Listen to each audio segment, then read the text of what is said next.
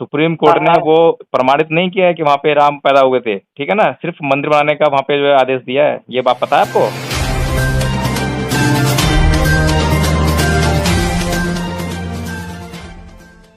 Hello. जी नमस्कार। नमस्कार। मैं सतीश यादव बात कर रहा हूँ। हाँ जी यादव जी। आपके यूट्यूब चैनल को मैं देखा हूँ, कई दिन से फॉलो कर रहा हूँ, देख रहा हूँ। जी जी।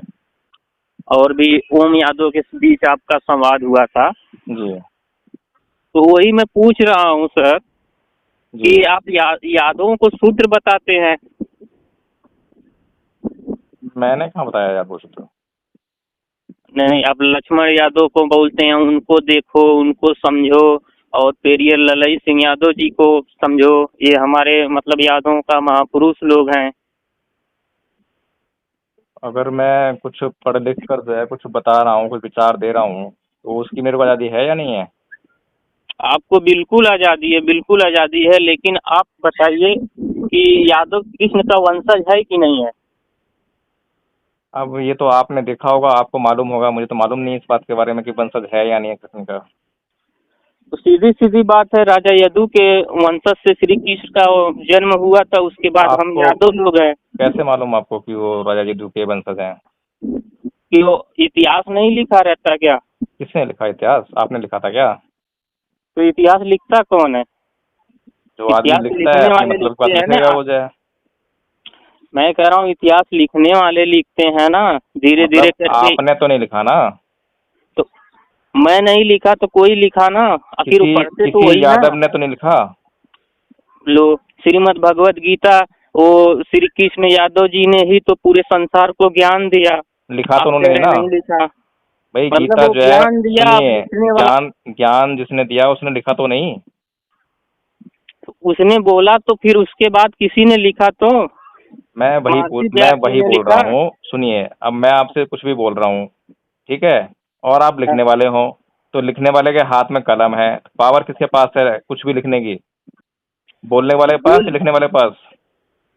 ठीक है, ठीक है, जो बोलने वाला है उसके पास पावर थी, उसने बोला, उस संसार को ज्ञान दिया। नहीं, और जो जो उसको जो इतिहास आप पढ़ उसको रहे ज्ञान को हैं समझा वो लिखा। उसको लिखने की पावर जो है लिखने वाले के पास थी, उसने जो मन में आया वो लिखा। और मतलब प्रमाण श्री कृष्ण ने प्रमाण बोला नहीं ही है। नहीं। प्रमाण नहीं है। प्रमाण नहीं मतलब कि हिंदू डायनेस्टी का कोई प्रमाण नहीं है। प्रमाण बताइए, क्या प्रमाण है? अच्छा, तो प्रमाण नहीं है तो राम मंदिर कैसे बन गया? प्रमाण बताइए ना। मैं वही तो पूछ रहा हूँ, अगर प्रमाण नहीं है तो राम मंदिर कैसे बन गया? भाई कोर्ट में तो हमें कागज सुनिए, दिखाना पड़ा था ना। जिस तरह से आप राम मंदिर का प्रमाण दे रहे हैं उसी तरीके से मैं भी आपको प्रमाण दे रहा हूँ कि उसी सुप्रीम कोर्ट ने, जिस सुप्रीम कोर्ट के आदेश से वो मंदिर बना है ना, सुप्रीम हाँ कोर्ट ने हाँ। वो प्रमाणित नहीं किया है कि वहां पे राम पैदा हुए थे, ठीक है ना, सिर्फ मंदिर बनाने का वहां पे जो है आदेश दिया है। ये बात पता है आपको? ये तो बात पता है नहीं कागज पता आपको? मुझे ये बताइए कि ये बात आपको पता दिए है जब कि वहां पे प्रमाणित नहीं प्रमाणित किया। नहीं हुआ है? जब जब प्रमाणित नहीं किया तो मंदिर बनाने यादव का जी, आदेश कैसे दे दिया? यादव जी, आपने जजमेंट पढ़ा है क्या सुप्रीम कोर्ट का? जी बिल्कुल, हमने देखा है, ठीक सिर्फ है। और सिर्फ इस देश में शांति व्यवस्था कायम रखने के उद्देश्य से सुप्रीम कोर्ट ने एक ऐसा आदेश पारित किया है कि उसमें राम मंदिर बनाना चाहिए। और उसके पहले जो है ललई सिंह बौद्ध यादव जी ने जो है जो सुप्रीम कोर्ट में जो याचिका दायर की थी सच्ची रामायण की चाबी के ऊपर, वो प्रमाणित हुई थी वहां पर, जो सुप्रीम कोर्ट ने उसको प्रमाणित किया हुआ है उसको आप मानते नहीं हो, और जो प्रमाणित नहीं किया है उसको आप पीछे पड़े हुए हो। अब बताइए मैं बुद्धि कहाँ से दूं? और अभी मैं इंटर तक पास हूँ। अभी इंटर तक पास हो, थोड़ा और पढ़ाई कीजिए ना। आप मुझसे आप बताइए, इतना विवाद कर रहे हैं, इतने लंबे चौड़े इतिहास की मैं बात कर रहे हैं, थोड़ा पढ़ाई कीजिए, अध्ययन कीजिए आप अच्छी तरह से। मैं विवाद नहीं कर रहा हूँ। मेरे दादा परदादा वो भी लोग हैं, समाज में रहते हैं, देखिए, वो भी मेरे हमारा मेरे हिस्ट्री पूर्वज, बताते हैं। सुनिए, मेरे पूर्वज जो है पढ़े लिखे नहीं थे, उन्होंने इतिहास नहीं पढ़ा।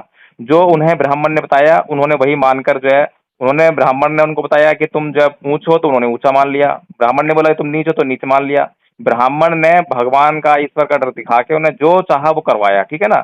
इसलिए मैं तो अच्छा, अपने पूर्वजों की इन बातों को मानता नहीं हूँ, पूर्वजों का आदर करता हूँ, इन पूर्वजों की अगर हर बात को नहीं मानता मैं, ठीक है। अगर आपको अगर मानिए, आप ब्राह्मण मानिए, ही गलत स्वतंत्र है, हैं आप, हैं। अगर ब्राह्मण गलत है तो ब्राह्मण क्या बोलते हैं, परशुराम जी का बहुत ज्यादा बखान करते हैं।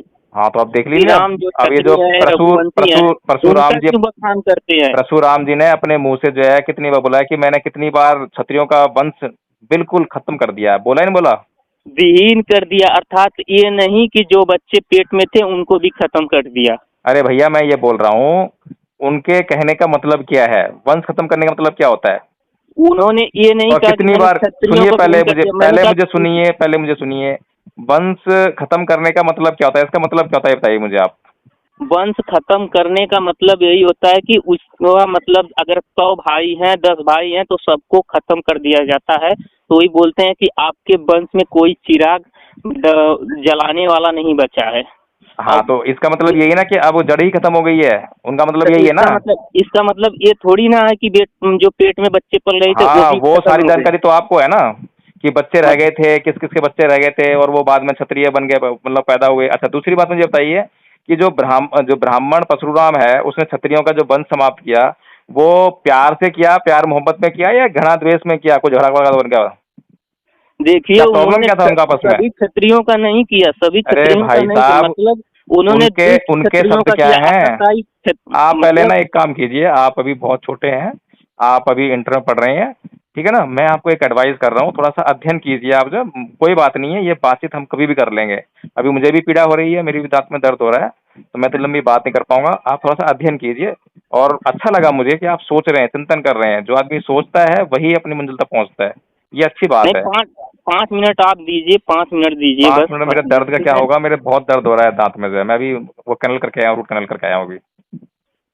बोलने का मना क्या हुआ है, मैंने आपका फोन उठा लिया, मैं कहीं कोई अर्जेंट फोन ना हो। चलिए ठीक है, ठीक है। लेकिन तो हमारे तरफ से तो यही है कि यादव क्षत्रिय होता है। वो आपका विचार है, देखिए विचार कोई भी आदमी कैसा भी देता रहे, कोई प्रॉब्लम नहीं है, ठीक है ठीक ना। है, हमारे ठीक। महापुरुष पेरियर ललई सिंह यादव नहीं है। भाई मैं तो आपको जिद नहीं कर रहा हूँ कि आप किसको मानो किस मत मानो। हम अब अगली बार बात करेंगे तो उसमें पूरी चर्चा करेंगे, ठीक है ना। जी जी जी, ठीक, ठीक है। ओके, जय भीम। जय